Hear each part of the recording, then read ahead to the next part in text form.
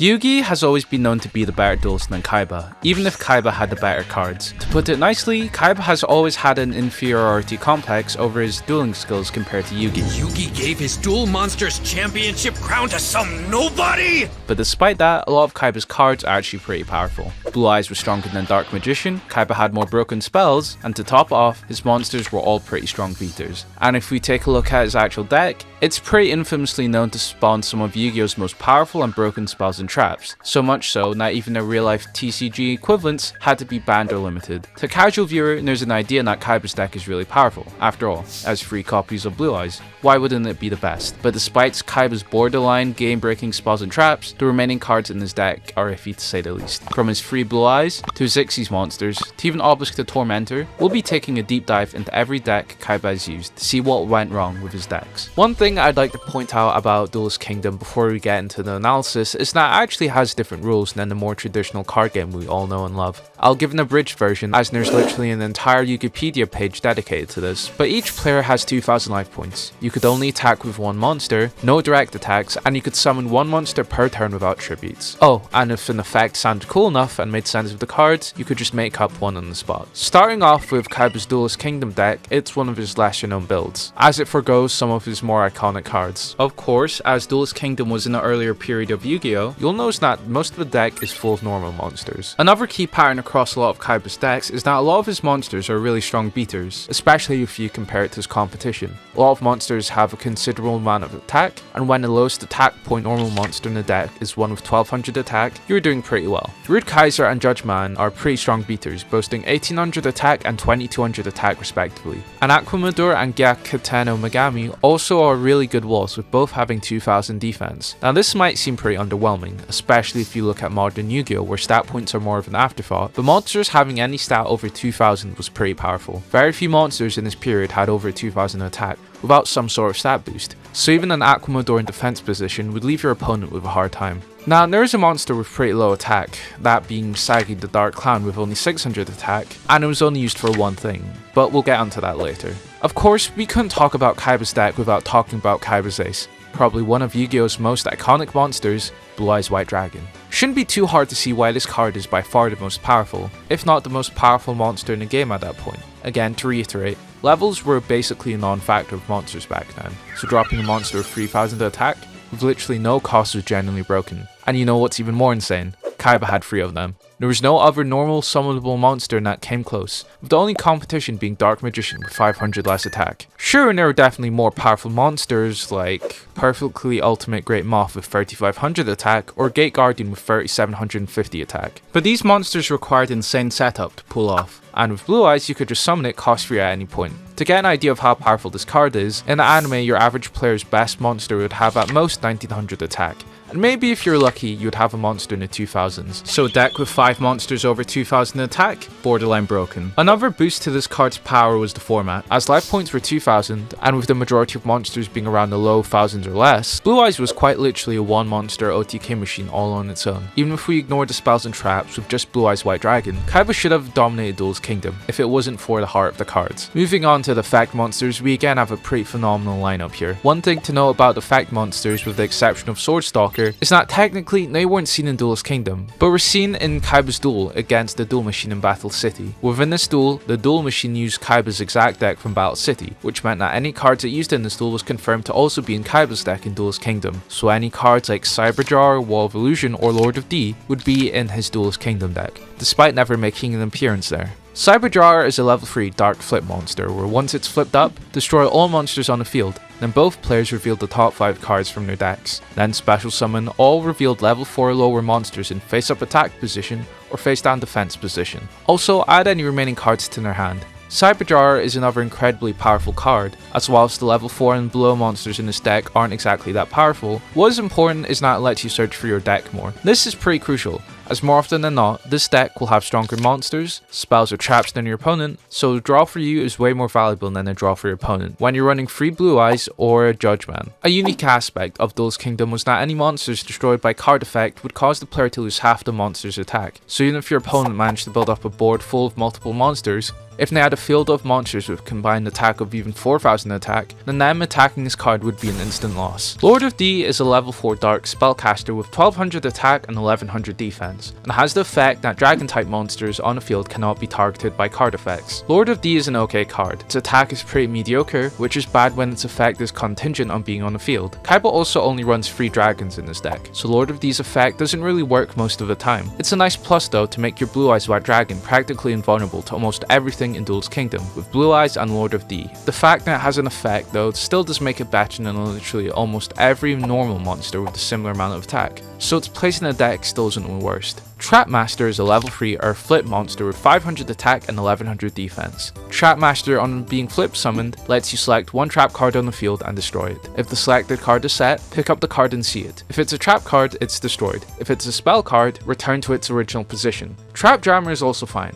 It's a pretty slow form of trap destruction, but it was worthwhile for what the game was at the time. There weren't many ways to remove spells or traps, so even destroying a trap on flip was somewhat worthwhile. Wall of Illusion is a level 4 Dark Fiend with 1000 attack and 1850 defense, where if it's attacked by a monster, after damage calculation return that monster to the hand. Wall of Illusion would be a pretty good card in any other format than Duelist Kingdom. Returning a monster to the hand is functionally useless with these rules, as most monsters could just be summoned without tributes, so they could easily summon it next turn. Now, there are of course exceptions to this, such as Blackluster Soldier or Perfectly Ultimate Great Moth, which required a bit of sap to get out, and returning back to the hand would have meant an opponent would have had to reuse the tributes for them. But these cards were extremely rare, so the chances of seeing this card's effect be useful was slim. Even in the cases where you gain tempo by your opponent sending a monster back to their hand, it's not like it matters, as again for Duelist Kingdom rules you can attack directly, so even if they had a weak monster who attacked Wall of Illusion, you'd rather it stay on the field. The final effect monster in this deck is Swordstalker, a level 6 Dark Warrior monster, where a fourth of the attack of one monster in your grave is added to this card's attack. The reason for this card having a weird effect is because in Duelist Kingdom, monster effects were written weirdly, and in general a lot of rules were very hand wavy. So in this arc, it was just a normal monster, but it functioned as an effect monster. But even with this effect, it was portrayed weirdly. A Swordstalker gained a quarter of its own attack, rather than a monster in the grave, and in later appearances went back to just being a normal monster with no effect. Overall, this card is pretty weird, contradicts itself, but at the very least, it's an easy 2k beater in Duelist Kingdom, which still makes it one of the best monsters in Kaiba's deck. Moving on to the two known fusions, we have Blue Eyes Ultimate Dragon, a level 12, that's a fusion of 3 Blue Eyes with 4500 attack and 3800 defense. Boasting the highest stats in Duelist Kingdom, with it even being close to the highest attack in the entire anime, this card is genuine overkill for a format like Duelist Kingdom. There's also a whole nother can of worms when it comes to the Duelist Kingdom rules of this card, with how each one of its head is a different monster, so we'll just leave that for the time being. It can also one turn kill your opponent even if they use a card like Dark Magician, which itself was also an extremely rare card. Unfortunately, that's all this monster really is. Overkill. The card economy for this card is atrocious, by going -3 for a monster that is admittedly very powerful, but is ultimately just a beefed up version of normal Blue Eyes, and in most cases, a single Blue Eyes gets the job done. There's virtually no chance of this card being destroyed unless your opponent makes up new rules on the spot, but worst comes to worst, you can just threaten to jump off a cliff. Rabid Horseman is a level 6 Earth Fusion Beast Warrior monster with 2000 attack and 1700 defense, and that's a fusion of Battle Ox and Mystic Horseman. For similar reasons to Blue Eyes Ultimate Dragon, it's also kind of a useless card when you compare it to its two fusion materials. Sure, it does have 300 more attack than Battle Ox, but considering you're essentially going -2 for a stat boost of 300 attack, when your other monsters in the deck now already have 2000 or more attack without needing 2 other cards, makes this card seem kind of useless. Moving on to the magic and trap cards of the deck, we'll start with our first spell, being D-Spell, which rather simply lets you destroy one spell card on the field. It's a pretty good generic staple card. Any sort of spell or trap destruction is always nice, especially as it can take out equipped cards that can cause your opponent's cards to become threats towards your Blue Eyes. Fluid of Summoning Dragon is a normal spell which lets every player special summon up to 2 dragon type monsters from their respective hands. This card is pretty bad in Duelist Kingdom. The deck only has 3 dragons, and there's no advantage to running this card, when you could just simply normal summon them, and as the rules don't let you attack with more than one monster per turn, there's no real advantage to this card. Negative Energy Generator is a normal spell which lets you triple the attack of one face-up dark monster you control. This spell is generally one of the most broken spells in the entirety of Yu-Gi-Oh!, tripling the attack of most monsters. Even if you were to use it on a monster with 1000 attack points, it would make it one of the best monsters to be used in a duel. There's also a fair number of dark monsters in the deck, and if it's used on a card like Swordstalker, it's basically game over for the opponent. Monster Reborn is another broken spell which lets you special summon any monster from either player's grave. I've already talked about this card in my Yu-Gi video, but another factor about this card is that it's just better in this deck, as in the off chance that your opponent manages to run over Blue Eyes, you can just reborn it with this card, so you can essentially play 4 copies of Blue Eyes instead of just 3. Polymerization is a normal spell which lets you send monsters from your hand or field to the grave to summon a fusion monster. Polymerization worked differently in Duelist Kingdom, as it would let you fuse any 2 cards of your choice. Basically, what it means is that unlike the normal card game, you aren't restricted to specific fusion material. It can be any 2 cards and a polymerization to perform a fusion summon. Another component of this card is that not every fusion results in good fusions, and you can even use your opponent's monsters for fusions. Again, similar to D&D rules. This card is kind of hard to evaluate because it's literally just a anything kinda goes card, but regardless, it's still a pretty good utility. Now for the traps, we have Ancient Lamp, which reflects all attacks. This isn't really that clear of an effect, but based on Kaiba's use, it appears to cause the opponent's monster to instead attack one of their own monsters, which if true, makes this a devastating card. It can cause your opponent to cause a self-kill by forcing them to attack one of their own weak monsters, or even take out a problematic monster. Defense Paralysis can be activated when an opponent's monster is changed to defense position. Change all monsters your opponent controls to attack position. This is another weird Duelist Kingdom card, as it has the art from Stop Defense, but is a continues trap, and if you take it as it is, it's not a totally useless card, especially with a Blue Eyes on board, and if your opponent tries to go on a defense, this card can even win you the game. Crush Card Virus, which is a normal trap which you can activate when a monster of 1500 or less attack is destroyed from your side of the field. You take no battle damage from this battle, then destroy all monsters with 1500 or more attack from your opponent's side of the field, hand and all remaining cards they draw for the remainder of the duel. While this card is in your grave, your opponent cannot special summon those monsters from the grave. Needless to say, this is by far one of the most powerful cards in the entirety of Duelist Kingdom. Any sort of destruction effect would be borderline broken, but a card that destroys any monster with over 1500 attack that is applied to the rest of the duel, there generally would be no way to win, or have any outs for a player after this effect gets applied. How exactly are you going to win a game when your best monster has 1500 attack? And it's pretty obvious that the writers also came to this conclusion, because of 7 times it's used in the anime, it's been prevented from being activated a total of 4 times. Mainly because the writers would have to pull some serious anime shenanigans for the duel to remain balanced after this. Now sure, there's a couple of ways that duels have attempted to get past the card's resolution. Joey's best plan against Kaiba was to use Monster Reborn to summon his own Blue Eyes against him, which doesn't really work when an opponent has 2 more of the same card. Yugi manages to beat Crush Card Virus just based on pure plot armor with multiplying Karibo,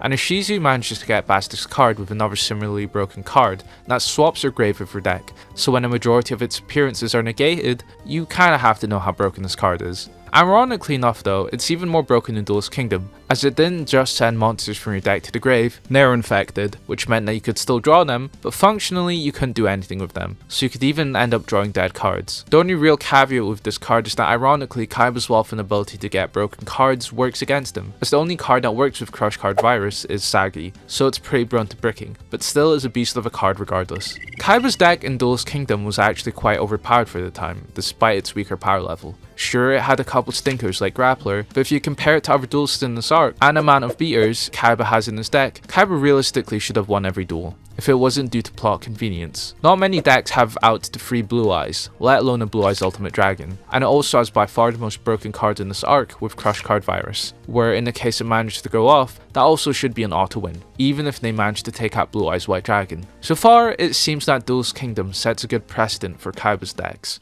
but does Battle City carry this trend? If you've enjoyed the series, make sure to subscribe. I'm still a pretty small channel, so when you subscribe, it lets YouTube know that you want to see more of my videos, and makes it more likely that my videos show up in your recommended feed, and also lets me know that this is the kind of content that you want to watch. In Battle City, the format shakes up considerably, as the rules are a lot more concrete and well defined. It's a lot closer to the game we all know and love, and any wins a character makes is less of an ass pull, even if it does still happen occasionally. For starters, the biggest change has to be the fact that level 5 or higher monsters need to be tribute summoned with at least 1 tribute, level 7 or higher monsters need at least 2 tributes, and level 10 or higher monsters need 3 tributes. This greatly impacts Kaiba's deck. As before, even if many of his monsters were powerful beaters, they are carried by the fact that they didn't require tributes. This means that any cards like Rude Kaiser are considerably much worse, given that other level 4s exist with comparable or better stats. It also means that Kaiba just can't spam out Blue Eyes for free, so if Kaiba was still running his Duelist Kingdom deck, the presence of too many high level tribute monsters would be a hit against the deck in Battle City. It also thankfully means that I don't have to guess what card does, or that I have to worry about unclear wording of certain card effects, so there won't be any guesswork into what exactly polymerization does in Battle City. First off, generally looking at the monsters, and there's still a considerable number of normal monsters, even with it being a newer format. Kaiba's deck really packs a punch, probably more so than Duelist Kingdom. The average attack of the normal summonable monsters in Kaiba's deck is around 1700, which is pretty absurd, especially if you compare it to a deck like Joey's where he needs to run 3 level 5 normal monsters to reach cards with the 1800 attack mark. Really puts into perspective how busted Kaiba's main deck is. Battle Ox, Genie of the Lamp, X-Head Cannon, Force Raider are all really solid powerful beat sticks to use until you're able to summon the more powerful higher tribute monsters. Even the weakest monsters, barring the exception of Sagi, have 1600 attack, which is still a solid baseline of attack for Battle City. Of course, we still have Blue Eyes in the deck, but this time it requires you to tribute 2 monsters, instead of Duelist Kingdom allow you to summon it for free. Even with the 2 tribute requirement, Blue Eyes is still an extremely powerful monster. As with the other 2 tribute monsters in this arc, like Dark Magician or Red Eyes, it still leads the pack by a solid margin, and summoning it onto the field is still an extremely powerful move. There will be cases where you won't want to have more than 1 copy in your hand, and runs the risk of you bricking very often, but when it's Blue Eyes, you don't really have a choice not to run 3 of them. Moving on to the effect monsters, this time being much more plentiful, the monster lineup is still surprisingly stellar. Starting off with Blade Knight, a level 4 light warrior monster with 1600 attack and 1000 defense, which has the effect, if you have 1 or less cards in your hand, increase the attack of this card on the field by 400 points, and if this card is the only monster on your side of the field, negate the effects of flip effect monsters destroyed by this card as a result of battle. Blade Knight is still a solid card. While its attack is definitely on the lower end compared to Kaiba's other normal summonable monsters, its attack boost effect can be handy. In some cases, it also has a weird anti-flip effect, which to my knowledge was never used in the anime, probably due to its oddly niche weird requirements. All around, just an oddly specific card. Kaiser Glider is a level 6 Dragonlight monster with 2400 attack and 2200 defense, where it cannot be destroyed by a battle with a monster that has the same attack. When this card is destroyed by battle and sent to the graveyard, return 1 monster on the field to its owner's hand. Kaiser Glider is another phenomenal card in the deck, if only for its stats. It's a level 6 2400 beater, which funnily enough just makes it better than Red Eyes, which is Joey's ace, but yeah, it's just another card for Kaiba. Even ignoring the level difference, it still has better overall stats with 2200 defense, which objectively just makes it better than Red Eyes. It also has a pretty powerful effect too. Unfortunately though, its first effect isn't really that impressive and too conditional to work, other than being the best way to run over Red Eyes with, but the second is extremely powerful, as it becomes extremely problematic to deal with if the opponent ever summons out a powerful boss monster to deal with it. Kaiser Sea Horse is a level 4 light sea serpent with 1700 attack and 1650 defense, which lets you treat it as 2 tributes for any tribute summon of a light monster. So not only is this monster a powerful beater, it also lets you easily summon out one of the most powerful monsters in this deck. Do I need to say more? This next card, being Masked Beast Asgardius, technically wasn't really part of Kaiba's deck, other than being used solely for the 4-way duel. So we won't be going in depth about this card's usefulness, as for this duel the turn order was determined by removing the monster with the highest attack from their deck. Kaiba won this card in an anti-duel, and couldn't even use it with his deck, so with its incredibly high attack of 3300 and not being able to use it in a duel, it was a smart way to guarantee his position. Sword Soul is a level 4 light fairy monster with 0 attack and 1900 defense, where when it is destroyed and sent to the grave, one face-up monster you control gains 1000 attack until the end phase. This is a pretty boring card all things considered. Its effect is incredibly situational, but it can serve as somewhat a good wall. Thunder Dragon is a level 5 light thunder monster with 1600 attack and 1500 defense. Lets you discard this card from your hand to the grave, add up to 2 more Thunder Dragons from your deck to your hand, and then shuffle your deck. You can only use this effect during your main phase. Now, this card on its surface is horrendously bad. It's a 1 tribute monster for stats not worse than even the weakest of monsters in the deck, and its effect allows you to discard itself to add 2 more copies. Well, there's a bit more than that. Thunder Dragon is also what's known as a deck thinner, as drawing 1 copy of it means that you can thin down your deck by 2 cards, allowing your deck to be more consistent and allow you to draw the actual powerful cards. It can also be used as discard fodder, but Kaiba's deck doesn't have too many of these. It doesn't quite have its real life meta use due to the lack of chaos monsters in the deck, but there's an aspect that makes this card better than it appears on the surface, as it actually has a fusion, Twin-Headed Thunder Dragon. This card rather simply is just a fusion of 2 Thunder Dragons with stats of 2800 attack and 2100 defense. Thunder Dragon's effect means that all you need to do is 1 polymerization and a single Thunder Dragon to create a 2-card combo, so when you have 3 Thunder Dragons in the deck, makes this combo somewhat consistent in comparison to other fusion monsters. Does it justify the inclusion of these cards in the deck? 2-card combo for a 2800 beat stick isn't anything to laugh at, but needing to run 3 functionally dead cards in the deck for it makes it mediocre at best and breaks a lot of hands at worst. Before we get onto the card you've all been waiting for, we'll cover a new set of cards Kaiba runs in this arc, the Union monsters. These are Y Dragon Head, Z Metal Tank, and X Head Cannon. They are all level 4 light machine monsters, where X Head Cannon has 1800 attack and 1500 defense, Y Dragon Head has 1500 attack and 1600 defense, and Z Metal Tank has 1500 attack and 1300 defense. Y Dragon Head lets you equip itself to any X Head Cannon as an equip card to let it gain 400 attack and defense points, and if that monster would be destroyed by battle, then you can destroy Y Dragon Head. Z Metal Tank can also equip itself to X Head Cannon and Y Dragon Head, and boosts the attack and defense of the card by 600 points. Similarly, if the equipped monster is destroyed by battle, you can destroy Z Metal Tank instead, and both allow you to unequip itself to special summon itself. So these kind of cards are all just alright. They have decent stats with X Head Cannon being a good beater,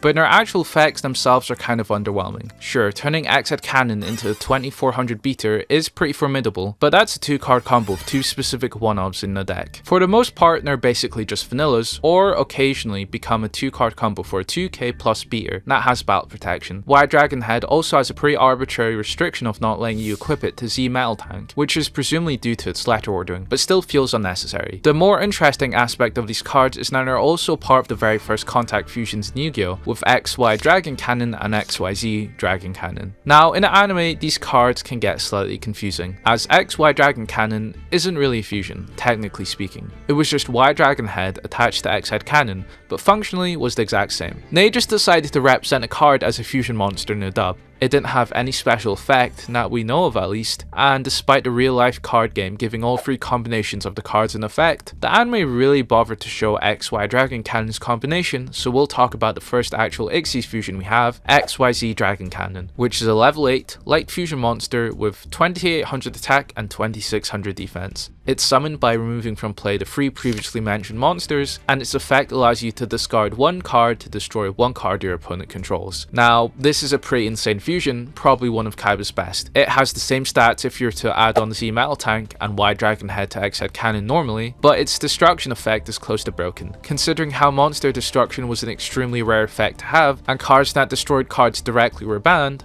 unless you happen to own a tournament being run so you let cards like Crush Card Fires through, but I digress. It's important to note that it's not once per turn, so you could go for an extremely easy board wipe, and with literally any other monster in the deck, you could go for an extremely easy OTK. Now, it does require you to summon 3 specific monsters in your deck and have them not be destroyed, but given that they were all moderately decent beaters, it definitely could be worse. Now, for the monster you've all been waiting for, Obelisk the Tormentor is a level 10 divine beast with 4000 attack and 4000 defense. And its effect, okay, just bear with me, this card requires 3 tributes to normal summon. This card's normal summon cannot be negated. If this card is normal summoned, cards in effect cannot be activated, except effects of divine monsters. If this card is special summoned in face-up defense position, when an opponent's monster declares an attack, or when your opponent's monster targets another monster you control for an effect, change that target to this card. This card is unaffected by card effects while face-up on a field and cannot be card effects, except the effects of divine monsters. cannot be returned from the field to the hand by card effects, your opponent cannot tribute this card, control of this card cannot change. Your opponent cannot equip this card with equip cards. If this attack position card, 2000 during the damage step only. If this card is in attack position, you can tribute 2 other monsters, destroy all monsters your opponent controls, and if you do, inflict 4000 damage to your opponent. This card cannot declare an attack the turn you activate this effect. Once per turn during the end phase, if this face-up card was targeted by a spell monster this turn, negate that effect. Okay, so that was pretty long. I've already been over this card a couple times. By the way, you should also watch these videos after you're finished with this one. It's not hard to see why this card is quite literally game-breakingly unbalanced. For starters, it has the highest base stats in the main deck, so you really shouldn't have trouble at all running over things with this card, and even then your opponent is unable to interact with it in any way, unless they manage to somehow get a monster with over 4000 attack points on the field. Its summon can't be negated, your opponent's card effects can't affect it at all, and your opponent can't tribute it with this card. I wasn't even aware of this before, but apparently Obelisk also gives your other monsters protection, as your opponent cannot attack your other monsters, as any attacks get redirected to Obelisk as if this card wasn't broken enough. That alone would have made Obelisk the best card in the deck, but when we move on to its actual effect, you can tribute 2 other monsters to either destroy all monsters your opponent controls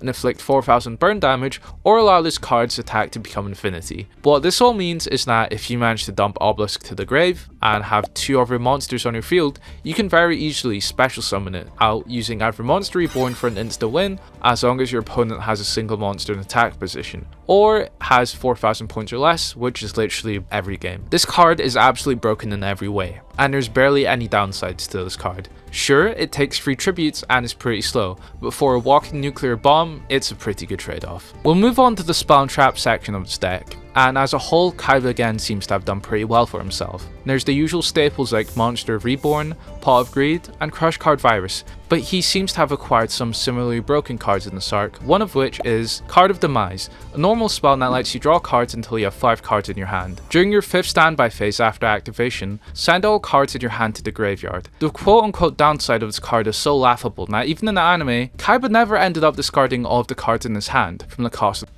this card, and it's not hard to see why. In many cases, it's not hard to go +4 after exhausting your hand completely from a combo or setting multiple traps. So if you manage to draw 5 completely new cards to do more plays with, you logically speaking should be able to win in 1 or 2 turns, let alone 5 whole turns. It could even be seen as better than Yugi's Card of Sanctity, as if you draw it later on in a duel, your opponent couldn't draw cards alongside you. This card is that broken that even in a TCG, a heavily neutered version of this card, not only let you draw cards until you had 3 in your hand, and let your opponent take normal damage this turn, the same turn you activated this card, you'd be forced to send your hand to the grave, and that you also couldn't special summon the same turn, it was still limited in a TCG and banned in Master Duel for being that broken. Virus Cannon is a normal spell that lets you send spell cards in your opponent's hand and deck to the graveyard. So yeah, Kaiba seemed to hold every single broken card in the game, because if you manage to get this card off along with Crush Card Virus, well, that just leaves you with weak monsters and traps, which makes it even crazier that Ishizu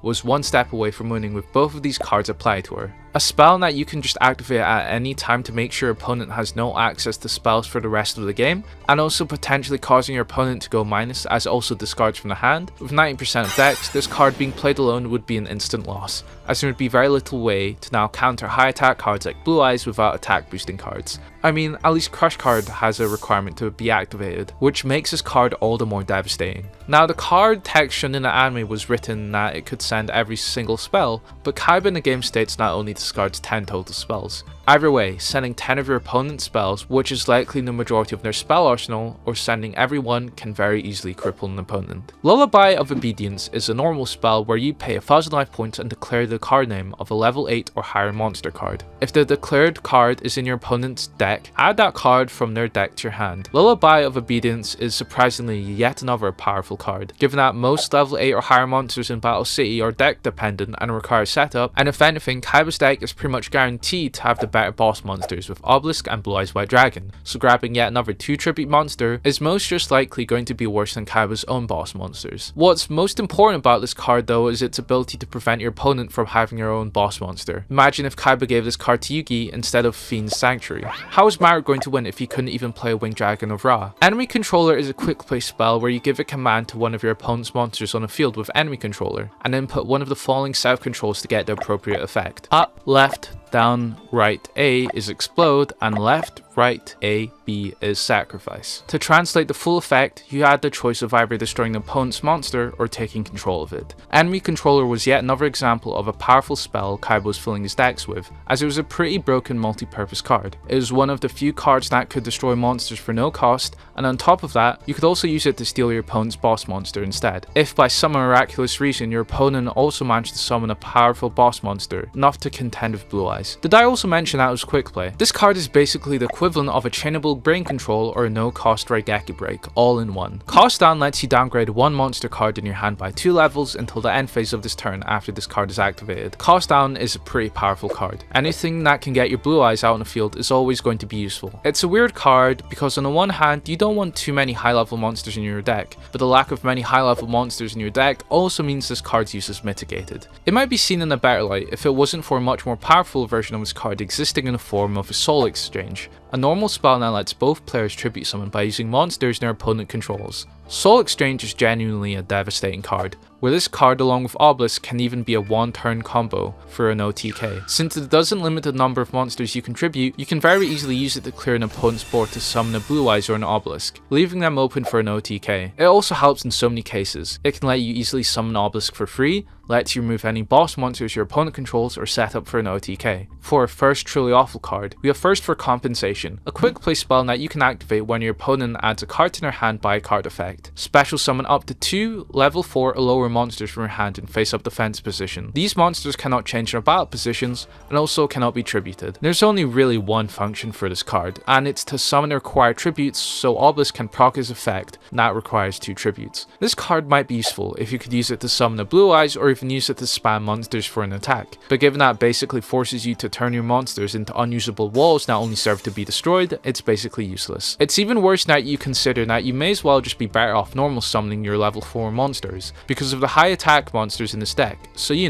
can actually use them. Absorb Spell is a spell that you can activate when an attack of an opponent's monster is increased by the effect of a spell card. Your monsters gain that attack instead. Absorb Spell is by most metrics unusable. Sure, it can work out occasionally, but in most cases the card is just going to be lying dead on your field, waiting for your opponent to boost their monsters. You'd be better off just running a card that you can boost the attack of your own monsters with. It's ultimately just too reactive a card to be considered good. Card Guard is a quick play spell that lets you discard one card from your hand. This turn, monsters you control cannot be destroyed by battle or card effects. Card Guard is pretty broken for many use cases. If you're building up to 3 tributes for Obelisk, you can use it to protect your board, or even chain it to a card like Mirror Force for some easy protection. Or if the opponent manages to build a board capable of bringing down your boss monster like Blue Eyes, it can be a good way to give yourself a turn before you make a counter attack. An interesting spell that Kaiba uses is Quick Attack, that allows fusion monsters to attack the turn they are summoned. As I mentioned before, fusion monsters function differently from the real life game, where they wouldn't be able to attack the turn they were summoned, as a way to nerf them, given their high attacks. But with its actual use, it's more of a plot device, rather than anything actually useful. It's a good narrative way to change the flow of a duel, as it can provide for an unexpected attack by a fusion monster. But in a normal realistic duel, fusion summoning itself rarely happens given the inconsistency, so it results in Quick Attack being a dead card in most cases. The surprise or tempo upgrade of being able to attack with a fusion monster the same turn is not nearly as useful enough to justify it being in a deck. Interdimensional Matter Transporter is a quick play spell that lets you select one face-up monster you control and remove it from the play until the end of the turn. It might sound like a useless card that doesn't do that much, because what's the point of removing your card for one turn, only then for it to come back in the same exact way during the end phase? Well, what this card actually can do is dodge any form of monster removal your opponent throws at you. For example, your opponent decides to activate a Raigeki blowing up your field, just chain this card to let your monster take a break for this turn, and it can come back all ready for action. It's still way too niche, but still a fun card that can come in handy occasionally. Shrink, rather simply, is a quick play spell that lets you half the attack of any monster on the field. Not much to say other than it being obviously very powerful. In a slow format like this, having an attack of problematic monsters is always going to be useful, if not for the extra damage, but also for the ability to deal with high attack monsters. It also can be combined with Crush Card Virus by being used on a dark monster like Force Raider to fulfill the 1000 attack requirement. Spell Sanctuary is a continuous spell that lets each player take one spell card from their deck and add it to their hand. When this card is face up on the field, players can activate spell cards on their opponent's turn. This card again was another case of a plot device to being used in anime. As in a manga, duelists could use spells during their opponent's turn like they were traps,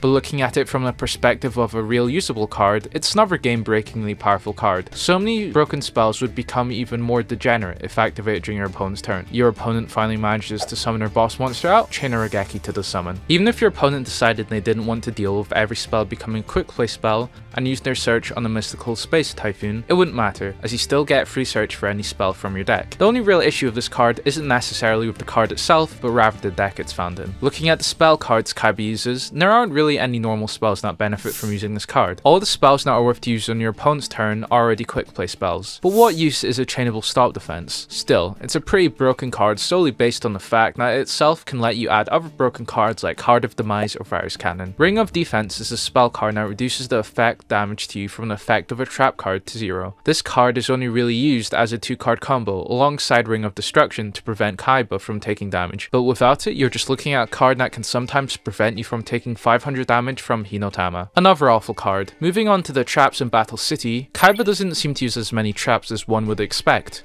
and somehow Kaiba manages to hit it out of the park again with the traps, with again a lot of the cards being so absurdly broken. Attack Guidance Armor is a normal trap that lets you direct an attack to a monster that is equipped with the cursed armor. Ignoring the weird borderline flavor text of the effect, going off of the anime usage, Attack Guidance Armor seems to redirect the attack of any of your opponent's monster's attacks to any other monster of your choice, which in that case makes the card a solid battle trap. Causing your opponent to destroy potentially a vital monster of theirs and causing some life point damage is always a good thing, or even forcing them to attack a strong monster. Just a reliable trap all around. Magical Trick Mirror is a normal spell that you can only activate when an opponent's monster declares an attack, and then you can activate one spell card from your opponent's grave. Being able to steal any spell means that you now have access to cards like Monster Reborn, Pot of Greed, and Card of Sanctity. You could even use this card alongside Virus Cannon, so you have access to the entirety of the opponent's spell lineup. Power Balance is a normal trap that you can only activate when you have no cards in your hand. Your opponent discards half of the cards in their hand, and draw cards equal to the number of cards your opponent discarded.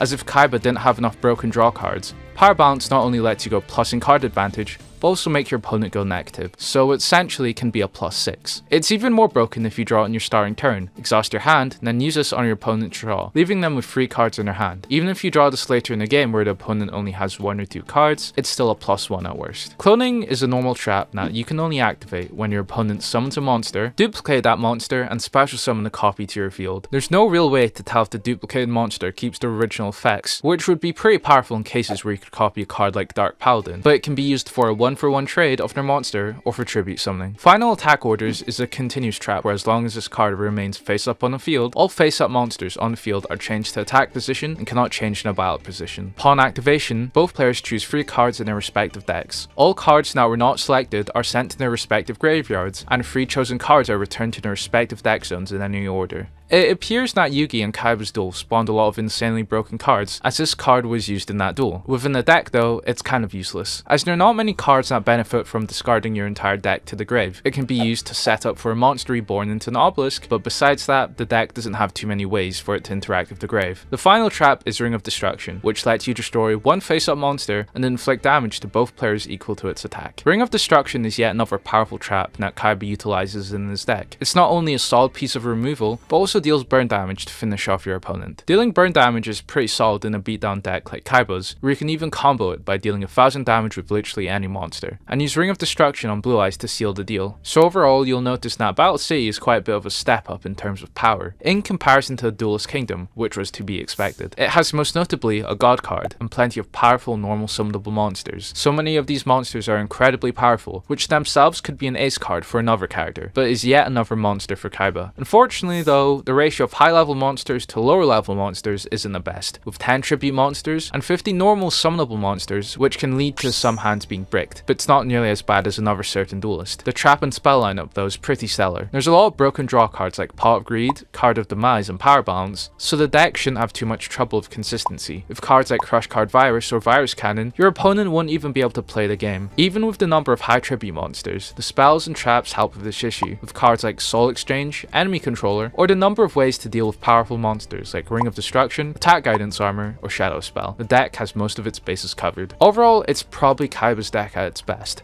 Sure, there's definitely a couple optimizations that could be made, like getting rid of Sword Stalker and Gadget Soldier, but the deck as a whole is still pretty powerful. Halfway in between Battle City, there was a filler arc, which can basically be summarized as a crash course into Kaiba's unresolved childhood issues, where the game format slightly changes, and we see a completely new deck that Kaiba would yield. The biggest change is the addition of Deck Masters, a special new mechanic where each player could choose any monster from their main deck or fusion deck, which would give each duelist their own set of benefits during the duel.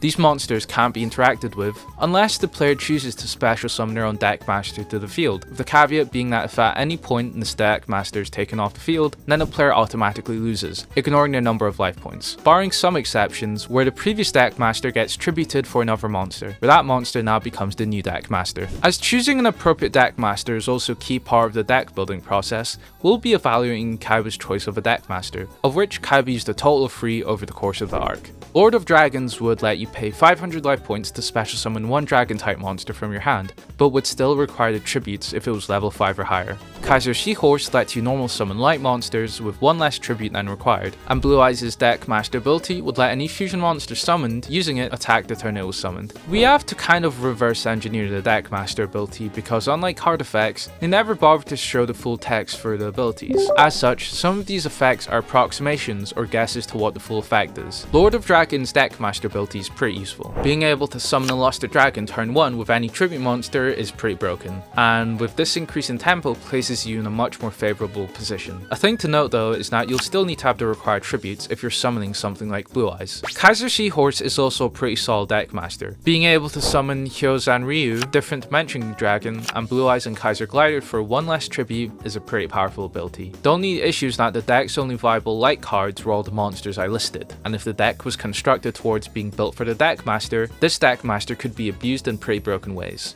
The other deck master that Kaiba used is kind of a weird one. Kaiba did technically choose Blue Eyes as his deck master, but rather a simulated version of Kaiba. And we also never get full confirmation of Blue Eyes' ability as a deck master, as all we are given is that when Blue Eyes Ultimate Dragon was summoned, Kaiba's deck master ability would let Blue Eyes Ultimate Dragon attack the turn it was summoned. What is unclear is that with the deck master rules, as Blue Eyes was used for a fusion material for Blue Eyes Ultimate Dragon, we don't know if fusion monsters being able to attack the turn they are summoned is through Blue Eyes' ability or Ultimate Dragon's ability. Assuming it is base Blue Eyes' deck master ability, it makes it pretty useless. As we all know, summoning Blue Eyes Ultimate Dragon is a feat by itself, so the ability of being able to attack the turn it's summoned is barely ever going to come up. That being said, Blue Eyes Ultimate Dragon was summoned on turn 1 of the duel, letting Kaiba attack, even on the very first turn, which theoretically means you can FTK your opponent. Still, it's not a very good deck master ability regardless, as the chances of getting all 4 cards in your starting hand are near impossible. Now that we've gone over the deck masters that Kaiba uses, I think the better way to value how good they are is actually to compare it to other deck masters we see in the arc. The power of deck masters widely varies. For example, taking a look at Yugi's deck master with Dark Magician, it lets him activate any previously used spell card this turn again by paying 1000 life points. Whilst it can be conditional, just imagine using this ability after a card of demise. Or Judge Man's incredibly broken effect, which let you pay 1000 life points to remove from play all monsters your opponent controls, and also inflict 500 damage to your opponent for each monster removed. So is Kaiba's choice of deck masters the best ones? No. Given that he had access to the entire database, ignoring mythical cards like the gods, he could have just chosen a deck master like Judge Man, never summon it, and only use its ability, or even having a deck master be something like 5-headed dragon would have secured him the duel in so many cases, as he could have just summoned it if the opponent had an empty board to go for game. Moving on to Kaiba's actual deck, we see a bit of overhaul of the composition. This time there's a much bigger focus on dragon monsters in comparison to Battle City, with a bunch of new support for them, and of course the removal of Kaiba's Obelisk. There's only 2 new normal monsters, both of which are again in the upper echelon of normal monsters in the entire anime. Luster Dragon 2 is a 1 tribute monster with 2400 attack, which makes it better than Red Eyes, and Zoa is a 2 tribute monster with 2600 attack,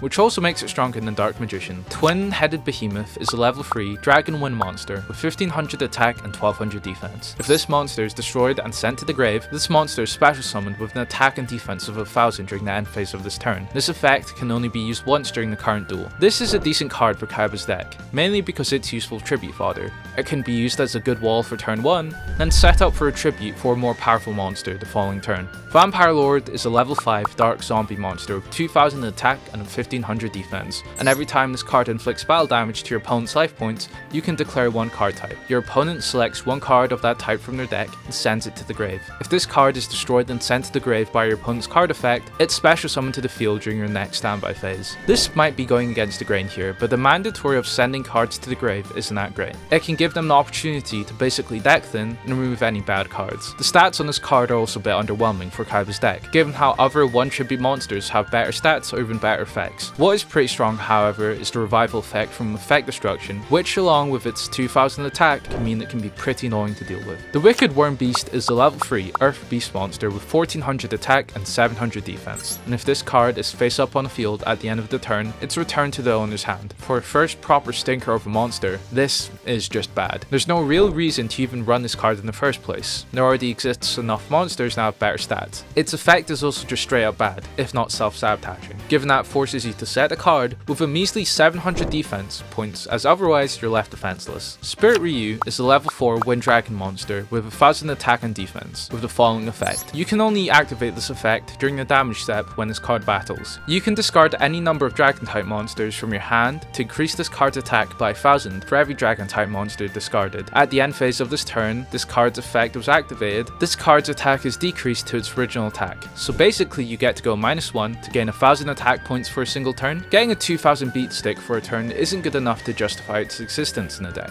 especially when in most cases it's just an 1000 attack monster. Spear Dragon is a level 4 wind monster with 1900 attack where it deals piercing damage, and if it attacks, it changes to defense position at the end of the damage step. Spear Dragon is a pretty powerful card. In most cases it's one use, but 1900 beater with piercing is still pretty useful. Slate Warrior is a flip theme wind monster with 1900 attack and 400 defense. One flip, increase the attack and defense of this card by 500 points, and anytime a monster destroys this battle, the stats are decreased by 500 points. Slate Warrior is probably one of the best level 4s in Kaiba's deck. For starters, even without its effect, its stats place it in the upper tier of level 4s for the deck. It has a very interesting design with its effect though, as it has a risk or reward style of use. You can place it in defense position to let it potentially get 2400 attack at the risk of its low defense points, or just leave an attack for the still admittedly powerful 1900. Even if it does get destroyed, a 500 stat debuff is still something that's useful. Possessed Dark Soul is a level 3 Dark Fiend monster with 1200 attack and 800 defense. Where you contribute this card, take control of every level 3 monster your opponent controls. Possessed Dark Soul is another monster that doesn't work at all. Its stats are too low, so you're left with a monster where its only use is its ability. But its effect also fails, given the relative scarcity of level 3 monsters. Giant Germ is a level 2 Fiend Dark monster with 1000 attack and 100 defense, and when this card is destroyed by battle and sent to the grave, inflict 500 damage to your opponent. Then you can special summon any number of Giant Germs from your deck and face up attack position. Pretty powerful card, as it can be used for a wall or let you set up for Blue Eyes. The problem is, well, Kaiba only runs 2 for some reason in this arc. Giant Germ was played in 2 different duels, and for both games, Kaiba only summoned 2 out, so unless he chose to arbitrarily leave the last copy for later, Giant Germ can't even be used for an easy Blue Eyes. Regardless, it's still a useful card to set up for tributes. Cave Dragon is a level 4 Wind Dragon with 2000 attack and 100 defense, where if you control another monster on your field, you can't summon Cave Dragon, and if there are no dragon type monsters on the field, this card cannot attack. Cave Dragon is a good card. A normal summonable 2k beater is still a viable monster, even if it has heavy restrictions, and once it's set up, the restrictions for it to be able to attack and won't need continuous resources like a card such as Panther Warrior, so all around it's a valuable card. Different Dimension Dragon is a level 5 light dragon monster with 1400 attack and 1500 defense, with the effect that spells or traps cannot destroy this card, unless the spell or trap specifically targets it. This card also cannot be destroyed by battle. This card is one of the best walls in the deck. Having battle protection and spell and trap destruction means it's close to uninteractable for the opponent. It could have better stats of course, but it's still a solid 1 tribute monster. Ancient Lamp is a level 3 wind spellcaster with 900 attack and 1400 defense. When this face down defense position card is attacked by your opponent's monster, you can make one of the opponent's monsters be attacked instead. While this card is face up on the field, you can special summon one Lajin and Mystical Genie of the lamp from your hand. Whilst it has a cute lore effect of quite literally summoning a genie from the lamp, it's incredibly mediocre. The best use of this card is a 2-card combo to special summon a 1700 beater from your hand. It doesn't even let you special summon from the deck, which really hurts its consistency. The redirection attack effect is definitely useful, but also can be outplayed if the opponent only has a single monster. Looking at the new spells, a Winged Beat of Giant Dragon is a spell which lets you return one face-up level 5 or higher dragon monster on your side of the field to the owner's hand and destroy all spell and trap cards on the field. The good news about this card is that you won't be struggling to find level 5 or higher dragon monsters, as there are 10 total cards applicable with it. The bad news is that you need level 5 or higher dragon monsters to be able to use this card, which means that this card is just too bricky to be good. It's even worse given that Kaiba also has Heavy Storm in this deck, which is just objectively a better card for this deck. Double Snare is a normal spell that lets you destroy one face-up card on the field that has an effect that negates trap card effects. Double Snare's inclusion in the deck, let alone the anime, is a puzzling one. It appeared 3 different times in 3 different Duelist decks, but was never played at all. What exactly was the goal of this card? To be the most racist Jinzo card? It's hilariously restrictive given that there's probably like 6 total cards in the anime that negate the effects of trap cards. By far the worst card Kaiba has ever used. Burst Breath is a normal trap that lets you tribute one dragon type monster on your side of the field. Destroy all face-up monsters on the field whose defense is equal to or less than the attack of the tributed monster. Burst Breath is a pretty powerful card. It gives you a chainable way to destroy the opponent's monsters on their turn, and with the new powerful dragons in the deck, you'll have no problem activating its destruction effect. Dragon's Rage is a continuous trap where during battle between any attacking dragon monster you control and a defense position monster whose defense is lower than the attack of the attacking monster, inflict the difference as battle damage to your opponent. Being another piece of dragon support for the deck, it's a pretty good addition to the beatdown style Kaiba uses. Given that powerful dragon monsters like Blue Eyes or even Cape Dragon, having this card on the field along with it can take down an opponent from 4k life points even in 2 turns. The only problem is that it's kind of a brick if you only control the weaker dragon monsters, or even worse, none at all. Soul Demolition is a continuous trap which you can only activate when you have a fiend type monster on your side of the field. Both players can pay 500 life points to remove any card from their opponent's grave. Way too conditional to be activated given that there's 5 fiends total in the deck, and even then the actual effect of the card is useless against the majority of decks in the anime. Last Turn is a normal trap that can only be activated during your opponent's turn when your life points are 1000 or less. Select one monster on your side of the field and send all of your cards on the field and each hand to the grave. After that, your opponent selects and special summons one monster from their deck in face-up attack position. The player whose monster remains face-up on the field at the end phase of his turn wins the duel. Any other case results in a draw. Man, this card really is an anime card in all the best ways. Blue Eyes in most cases should win you the battle, and in the worst case, you can just use different dimension dragon to guarantee yourself a draw. You could also combo it along with Crush Card Virus, which would also guarantee you the win. And here's also a fun fact I found out when researching this card. The 2 cards on this card are spirit monsters, which means that you can even summon them using last turn. So how successful is this new deck that Kaiba constructs in Virtual World? Ignoring the obelisk-sized hole in the deck, it's slightly more of an upgrade in comparison to Battle City. There's less hyper-specific spells and traps in the deck, even if there are a couple, but on the whole, the addition of all these new monsters are a welcome addition. There's no new cards that really stand out in any way, compared to something like Obelisk or Chaos Emperor Dragon, but definitely isn't bad by any sense of the word. On to Waking the Dragons, Kaiba at this point in the anime has lost Obelisk to Yugi, but in its place he acquires a totally new powerful card, Fang of Critias. Fang of Critias is a legendary dragon card which lets you send one trap card you control to the grave, to special summon a fused version of this card in that trap. Now, just like how polymerization was handled in Duelist Kingdom, Fang of Critias has limitless potential, as it can fuse with any trap card. This means that solves one of the big problems with fusion summoning, meaning that any fusion with Critias will be way more consistent, as you only need one trap and itself, ignoring any of its potential fusion abilities. At the very least, from all the fusions we've seen that are produced from this card, it results in pretty powerful beaters, as Tyrant Burst Dragon and Mirror Force Dragon all had attack in a high 2000 range, so an easy to do 2-card combo for a fusion monster is always a strong and powerful addition. That being said, there are 3 fusions we have seen this card make: Doom Virus Dragon, Mirror Force Dragon, and Tyrant Burst Dragon. Tyrant Burst Dragon is a level 8 dragon fusion monster with 2900 attack and 2500 defense, which is a fusion of Tyrant Wing and Fang of Critias, which lets you banish it to target one dragon type monster you control.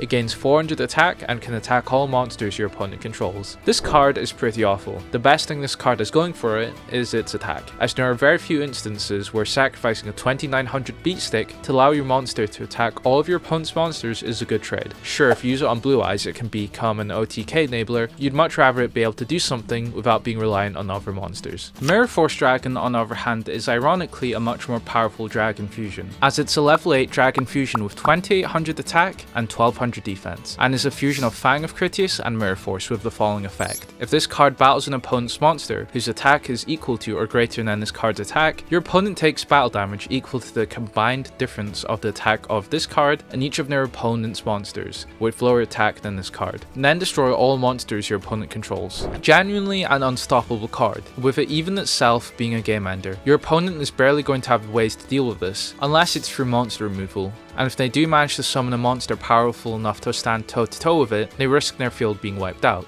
or even worse, having your life points taken away due to Mirror Force's Dragon's burn effect. The only caveat with this card being that it'll be hard to find a monster of 2800 or more attack very frequently, but if you combo along with a card like Shrink, makes this card an extremely deadly piece of removal. The final fusion is Doomfire's Dragon, a level 4 Dark Dragon with 1900 attack and 1500 defense, which can only be summoned using Fang of Critias and Crush Card Virus. While this card is face up on the field, destroy all monsters your opponent controls with 1500 or more attack. This is probably the best out of the trio, given that it's essentially a floodgate that doesn't allow the opponent to form a board to compete with yours. Now, it's not as good as being able to destroy every monster with 1500 attack from your opponent's deck, but the fact that it's a quicker version of Crush Card that doesn't require you to draw a card with 1000 or less attack means that it's still borderline broken. Fang of Critias isn't the only new addition he gets, as there's also some new cards starting with Versago the Destroyer, level 3 Dark Fiend monster with 1100 attack and 900 defense, and you can use it to substitute for any fusion material monster, and if you do, the other fusion material monsters must be cracked. There's only 3 relevant fusions we ever see Kaiba use: Twin Thunder Dragon, Ixie's Dragon Cannon, and Blue Eyes Ultimate Dragon. There's no use with using Versago on Thunder Dragon, as any single copy of it lets you add 2 more. Whilst Ixie's Dragon Cannon is a fusion monster, it has to be summoned by contact summoning, which isn't actually fusion summon, so Versago doesn't even work here. And sure, Versago does work with Blue Eyes, but the card only has one specific use in the deck, then it's not a good card. Another new Union monster Kaiba gets is Pitch Dark Dragon, a dark, level 3 Dragon Union monster with 900 attack and 600 defense, where during your main phase, if you control this card on the field, you can equip it to your Dark Blade as an equipped spell card, or unequip this card and special summon it in face up attack position. While equipped to a monster by this card's effect, increase the attack and defense of the equipped monster by 400 attack and defense. When it attacks with an attack that's higher than the defense of a defense position monster, inflict the difference as battle damage to your opponent's life points. If the equipped monster would be destroyed as a result of battle, you can destroy this card instead. Pitch Dark Dragon for this arc appears to be the Sagi the Dark Clown substitute, so its union effect is functionally useless. Paladin of White Dragon is a level 4 light ritual dragon monster with 1900 attack and 1200 defense. This monster can only be ritual summoned with White Dragon Ritual. White Dragon Ritual is just a standard ritual spell which requires you to offer monsters whose levels equal to 4 or more. When this monster attacks a face down defense position monster, destroy the face down monster immediately. You can also special summon one Blue Eyes White Dragon from your hand or deck by tributing this card, and that monster cannot attack during that turn. Paladin of White Dragon in a vacuum is a pretty powerful card. Being able to access a 3k beater is pretty powerful, and it also has pretty easy summoning conditions with its level. The only problem is that, well, it's a ritual monster. It's too inconsistent to be reliable, and if you don't have the ritual spell or vice versa, then the cards are individually useless. Regardless, it's still a pretty useful card, with its face down destruction effect and being able to summon Blue Eyes at any point. Charm of Lamentation is a continuous spell where every time your monster attacks an opponent's monster, and that monster is not destroyed by battle, draw 1 card. Charm of Lamentation is one of those cards that could be absolutely abused by certain decks. It goes against the entire goal of Kaiba's deck, which is beat down with high attack monsters, and this card requires the opponent's monster to be still on the field at the end of the turn. It does combo well with different Dimension Dragon, but honestly with the amount of crazy draw power this deck has, there's no need for it here. Tyrant Wing is a normal trap that you can only activate when an opponent's monster declares an attack. Equip this card to face up monster you control. It gains 400 attack and can attack twice during the same battle phase, while your opponent controls a monster. Similar to Pitch Dark Dragon, Tyrant Wing is another solid equip, but its restrictions hurt its playability quite a lot. It seems completely arbitrary to need to wait for your opponent to attack. If you have a powerful monster on board, they're unlikely to attack into your monsters, leaving this card just being dead. This arc is kind of short in terms of new cards Kaiba gets, and there's not that much of a difference between this deck and Battle City. But looking at the biggest change, the swapping of Obelisk to Fang of Critias, it's not that much of a downgrade that you might expect. Sure, did Kaiba lose an unstoppable god monster that could win the duel once it was summoned? Yeah, but in exchange the deck received a super consistent card that could summon pretty broken boss monsters. Depending on what other fusions this could make, you could even have made a case for it being better than Obelisk, just due to the fact that it's playable in mostly every single occasion, with this being the final arc in anime.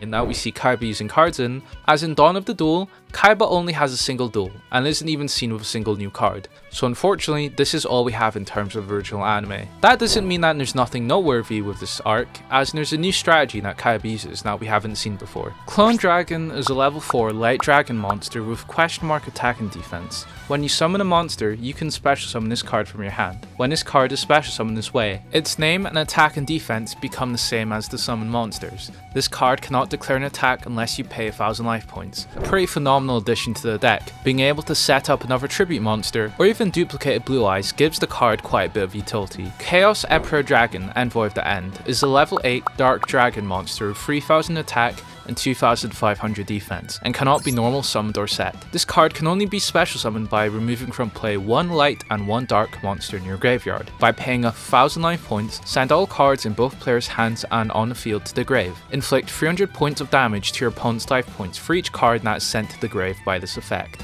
If Obelisk didn't exist, this would be the most broken monster in Kaiba's deck by far. Its easy summoning conditions along with the stats on par of Blue Eyes would already give it second place, but along with this effect, by itself it would be a game ender. If Kaiba managed to get the card effect off against Yugi, there would be 4 outs in Yugi's deck against this card, which he would probably still get off through with the power of heart the cards. There's not many 1 card outs against a 3k beater, so even by itself it guarantees a 2-turn kill. In fact, it's so broken that it's also one of the few confirmed ban cards in the anime, which is weird considering Crush Card Virus also exists. Spell Reproduction is a normal spell which lets you send 2 spell cards from your hand to the grave. Select 1 spell card from your grave and add it to your hand. This card's insane cost means that you're going to go -2 just to retrieve 1 spell. Now what I will say is that if you're able to retrieve Card of Demise, using it this way the card makes a bit more sense. Needing to send 2 spell cards from your hand is a pretty steep cost. It's also just a worse version of Magical Stone Excavation, which with Kaiba's resources and money,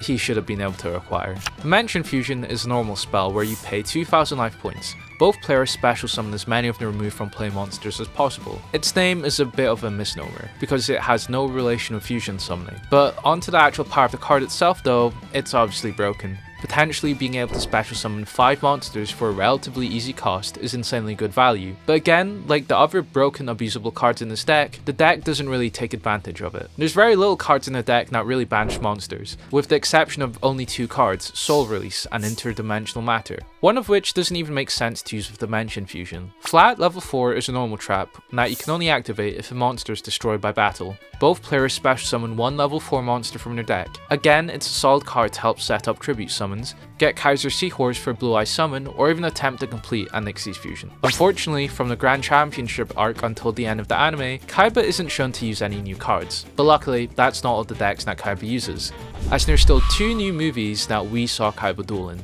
Within Pyramid of Light, we for once have a full confirmed deck list. As with the novelization of the movie, there also came a full 40 card deck list for Kaiba. There's a couple new interesting cards, but with the concrete deck list, we can also properly evaluate the ratios and see how cohesive the deck list works together is. Looking at the overall composition of the deck, it looks to be surprisingly solid. For starters, the deck size is 40, meaning that the number of good cards Kaiba can access is maximized. There's an even number of monsters to spells and traps, with there being 18 monsters and 22 spells and traps, which is also really key. Rather crucially, is something that Yugi's deck struggled quite a bit with. There's only 5 monsters that cannot be summoned without some setup, which is Blue Eyes, Rare Metal Dragon, and Paladin of White Dragon, and 12 normal summonable monsters. This is a pretty stellar stellar lineup, as you won't be bricking very often with unsummonable monsters and can actually play the game, especially if you compare it to Yugi's borderline unplayable Pyramid of Light deck with 7 high tribute monsters. Makes this deck look a whole better in comparison. This isn't the only thing going for it though, as we have phenomenal draw power with Card of Demise and Pot of Greed, which means that Kaiba won't exactly be struggling with consistency. The actual monsters are all pretty powerful as well again, with high attack cards like Cluster Dragon, Force Raider and Spear Dragon, which itself does piercing, along with Blue Eyes contribute to the beatdown style of the deck, and with most cases a clash with deck like Yugi should come out on top. There's a couple newcomers as well in the monster lineup, such as Rare Metal Dragon, Dice Feral Imp, Familiar Knight, and Pet in the Dark Clown. Rare Metal Dragon could be a pretty powerful card in the spam focused build, as it's a 2400 beater that cannot be normal summoned or set, so you'll need some setup for it. But within this deck there's only 4 total cards in the deck which can even summon this thing, so it's a pretty powerful card. Dice Feral Imp provides some recycling on flip, but given the lack of searching, sending back a single card isn't going to help very much. Familiar Knight lets each player special summon 1 level 4 from their hand, which can sort of help with a tribute summon, but in most cases you'd just rather have another copy of Luster Dragon to beat down an opponent with, rather than giving them a free special summon. And Pet in the Dark Clown lets you special summon another copy of itself whenever it's sent to the grave. Acting as the replacement for Sagi the Dark Clown, it's actually just much worse. For starters, its effect misses timing, which means that in some cases its revival effect won't even work. And the biggest reason for why it's awful, well, we'll get into that later. Overall, the monster lineup is pretty solid, even if it could be tightened up with other cards instead. But moving on to the spell and trap lineup, unfortunately many of the cards are a bit too situational. There are some clear standouts like the draw power, but of the 21 spells and traps, 10 are very situational or require setup, so many of these cards won't exactly be live. There's a couple new cards like Dark Core, Nobleman of Crossout, Megamorph, Return from a Different Dimension, and Deck Destruction Virus. Dark Core lets you discard 1 card to banish 1 face-up card on the field. This card is pretty powerful given that Kaiba doesn't resort to too many monster removal cards, so this card can remove any problematic undestroyable ones. Nobleman of Crossout lets you target 1 monster face down on the field, destroy that target, and if you do, banish it. Then if it was a flip monster, each player reveals in their decks and remove any card with the same name. Nobleman of Crossout is another piece of removal,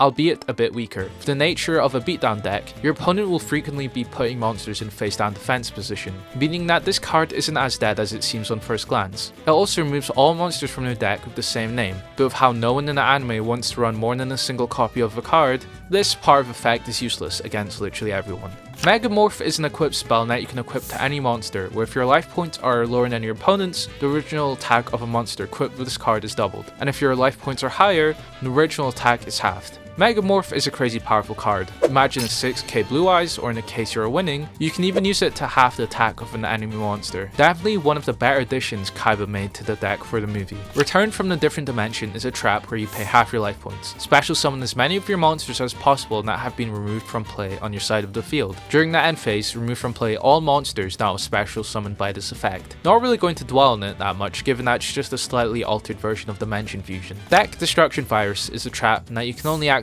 when a Dark Fiend with 500 or less attack is destroyed by battle. Send 10 random cards from your opponent's deck to the grave. Despite having the virus namesake, it pales in comparison to the other cards. Sending 10 random cards from your opponent's deck, hoping you'll hit something good, isn't nearly enough to justify its existence in the deck, and there's a strong chance that this card will barely be an inconvenience at best for the opponent. That being said, this by far isn't the worst thing about the card. As you see, it requires a Dark Fiend monster, which, if you take a look at the deck, there isn't a single Dark Fiend. Yeah, that's right. For some reason, the movie writers thought that Pet in the Dark Clown was a Dark Fiend, despite it being a Dark Spellcaster, which means that not only Deck Destruction Virus can't be activated, but that Kaiba's also running 3 monsters that quite literally don't work in the deck. Oh, and another thing. It seems like Kaiba didn't understand the rules of Yu-Gi-Oh! Or he cheated. It's honestly a toss-up at this point, given that he also activated the effect of Pet in the Dark Clown when it was sent to the grave, despite the fact that it should have missed timing. But hey, who needs to follow the rules when you have money? But the most interesting card definitely in the deck has to be the Eponymous card and Kaiba's new Blue Eyes monster, Pyramid of Light and Blue Eyes Shining Dragon. To still keep with the 40 card number, Kaiba removed cloning and enemy controller for Pyramid of Light, and Blue Eyes Ultimate Shining Dragon, which is definitely an interesting choice given that both of these spells and traps are part of the lineup, that aren't incredibly situational. These 2 cards were received from Pegasus, where they were presented as god-killing cards, as at this point in the canon, Yugi had possession of all 3 gods. After the creation of the god cards, Pegasus became so fearful control of the power of them that he decided to create a card that would be capable to stand toe-to-toe with the gods. The result of his fears became this monstrosity of a card, Blue Eyes Shining Dragon, a level 10 light dragon monster with 3000 attack and 2500 defense,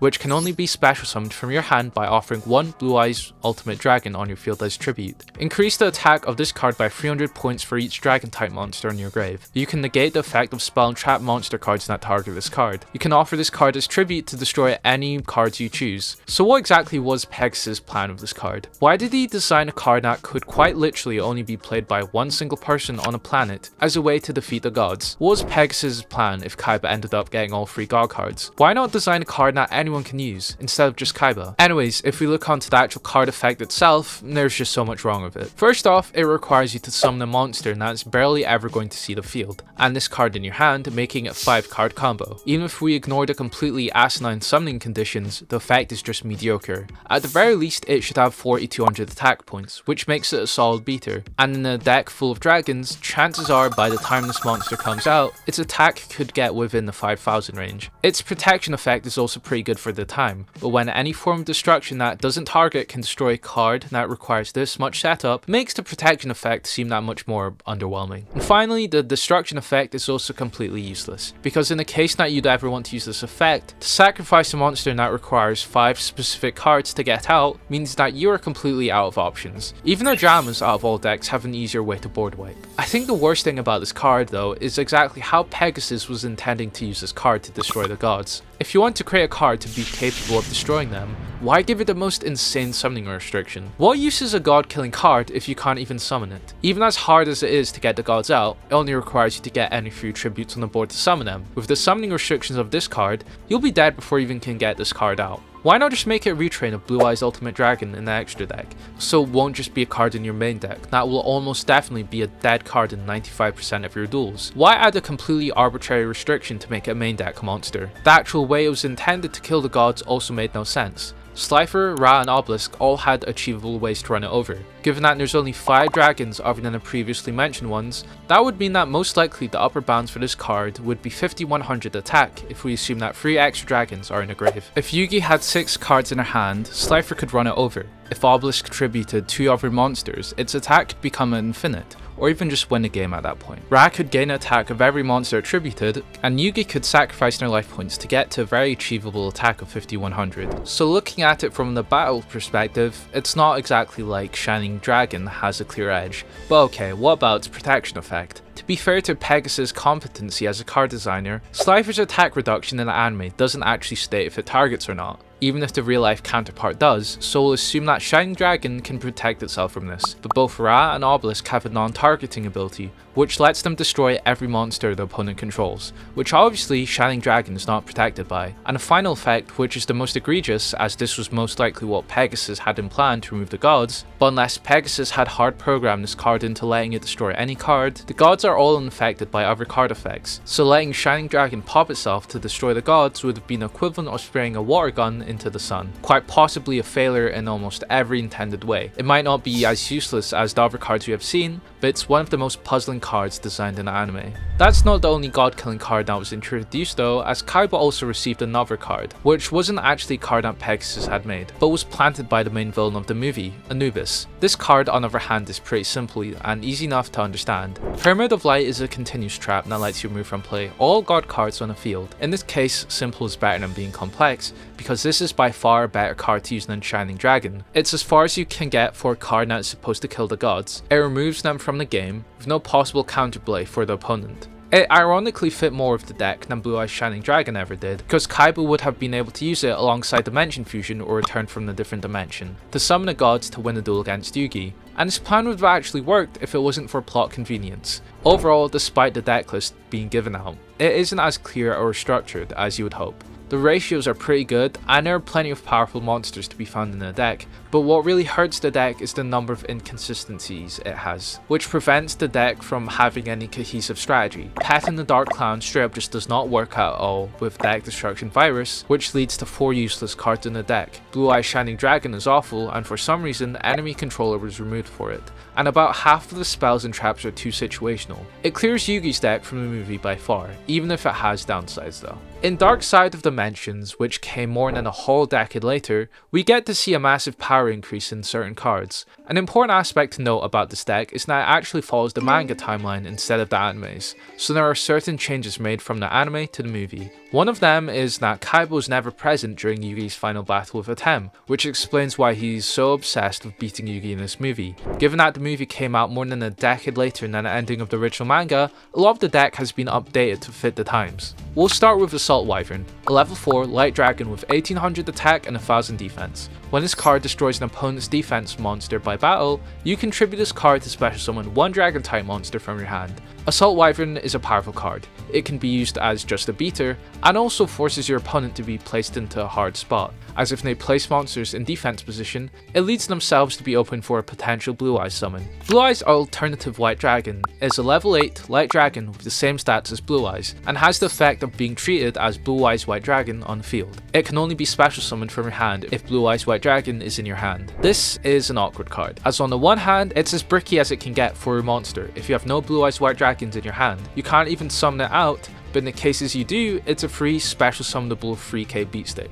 That also works as a Blue Eyes. It's still a pretty powerful card because of this, even if it can be potentially bricky. Deep Eyes White Dragon is a level 10 light dragon with 0 attack and defense with the following effect. When a level 8 or higher dragon type monster on the field is destroyed, you can special summon this card from your hand. This card's attack is equal to the attack of one dragon type monster in your grave. When this card is normal special summoned, inflict 600 damage to your opponent for each dragon monster in each player's grave. When this card is destroyed, destroy all monsters your opponent controls. Deep Eyes is a powerful addition to the deck, even if its summoning condition is a bit too specific, needing you to not only get a level 8 or higher monster on board, but also for it to be destroyed is hard enough to achieve, but at least it isn't gated to only being special summoned this way, so you can still use it like a normal Blue Eyes. Its effect is also pretty useful, in most scenarios giving you a monster with 3k attack, and its burn effect is also a neat addition. Its effect destruction effect also makes it a pain for the opponent to deal with without any monster removal with spells or traps. This next card is a retrain of one of Kaiba's normal monsters, Kaiser Force Raider, which is a level 5 Dark Beast Warrior with 1900 attack and 1200 defense with the following effect. When you control no monsters, you can normal summon this card without tributing any. When this card destroys a monster by battle,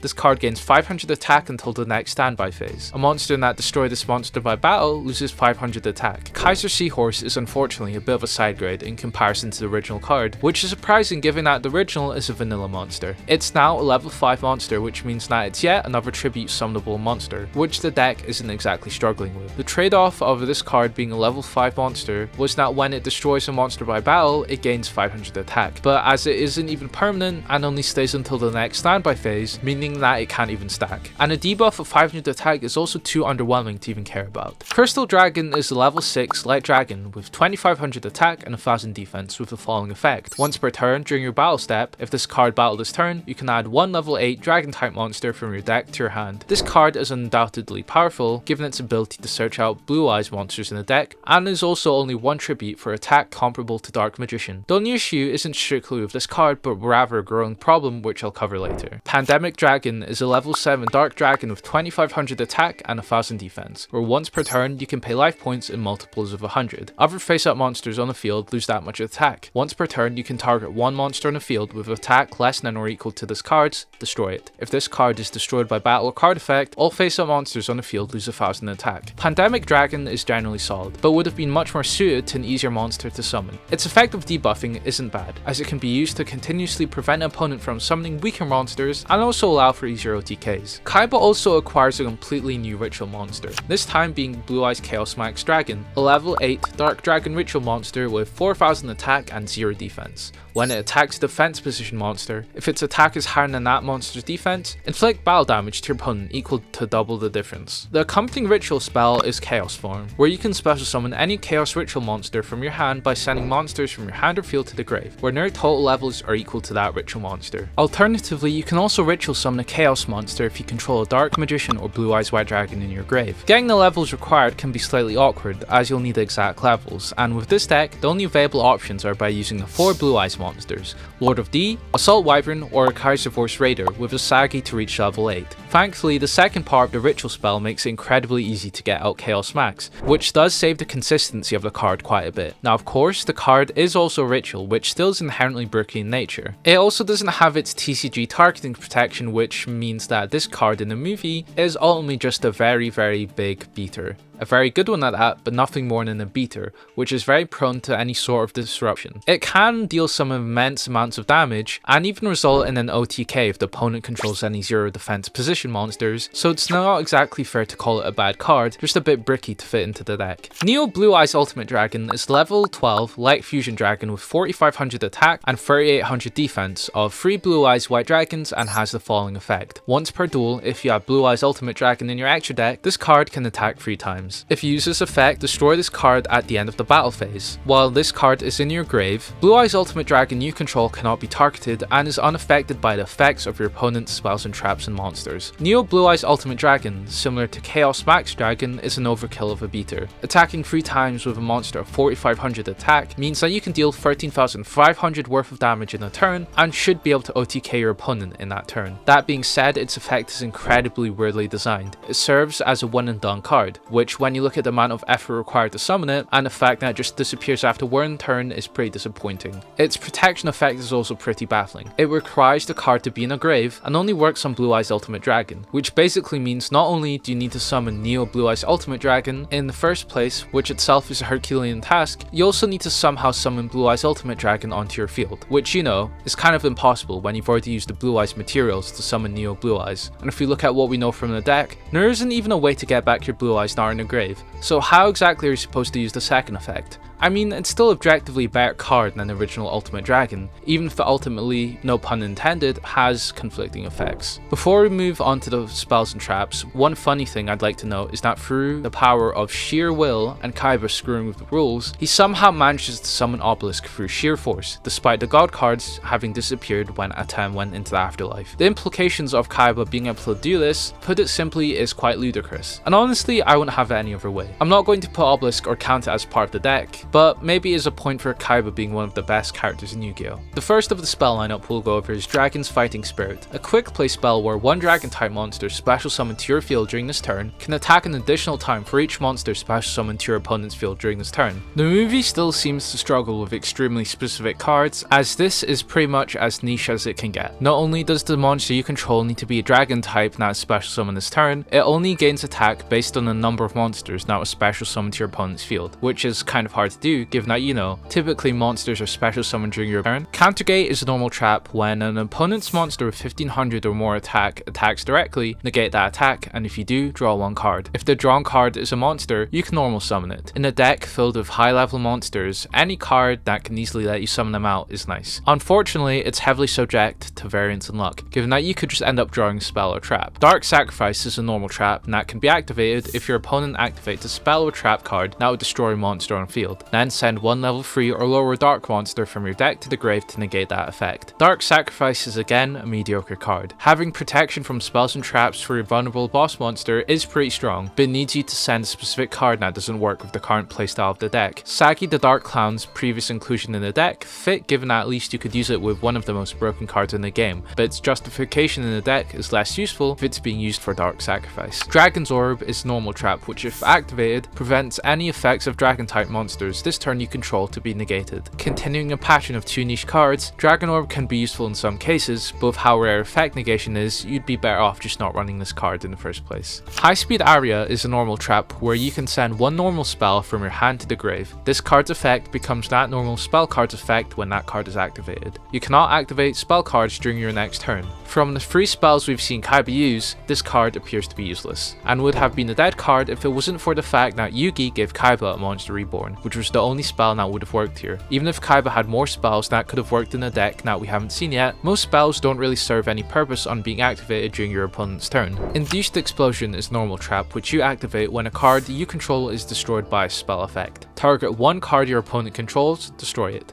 during either player's turn except the turn this card was sent to the grave. When a card you control is destroyed by a spell effect except during the damage step, you can banish this card from your grave, then target one card your opponent controls, destroy it. Induced Explosion again suffers from the same problem that Dark Sacrifice has. The situation that's needed to activate this card is too specific for it to work, and even then the payoff is just a single popped card. Sure, the graveyard popping effect also is nice, but for that to work, you also need to get in the grave in the first place. And for the final card, we have Crystal Avatar is a continuous trap which you activate when an opponent's monster declares a direct attack. If its attack is greater than or equal to your life points, special summon this card in attack position as an effect monster that has attack equal to your life points, then change the attack target to this card. If this card summoned this way is destroyed by battle, after damage calculation, inflict damage to your opponent equal to its attack. I feel like a broken record at this point, but this card's requirements are too strict. The opponent's monster will barely ever be at the point where the monster has more attack than your life points, and even if you do, the actual monster that gets summoned onto the field is pretty mediocre. The effects conflict with each other, as the lower your life points, the lower the attack of the summoned monster, and the lower the damage dealt to the opponent. Despite Dark Side of Dimensions coming out more than a decade later after the original anime ended, unfortunately the power level isn't brought up. And even with Kaiba only being used in 2 duels, so many of his spells and traps are the most conditional I've seen, even in comparison to his anime cards. It's painfully obvious that cards like Crystal Avatar or Induced Explosion were written for a cool moment for Kaiba to counter, rather than being functionally good, which also isn't necessarily a bad thing, but makes his actual deck rather awful. The use of Dimension Summoning in the movie also hurt the viability of his deck, as it allowed Kaiba to spam out high level monsters, but given that Kaiba was using the same exact deck he was using for the actual card game, means that he was running a deck full of unsummonable monsters. Sad to end Kaiba's decks on such a low note, but on the bright side, this movie is one of Kaiba's coolest portrayals, so it's not all doom and gloom. We've seen how well Kaiba's deck works under a realistic scope, but what if I told you that even with Yugi being the better duelist than Kaiba, that Yugi's deck is much worse. So check out this video on the right where I go over Yugi's deck and see what worked and what didn't work.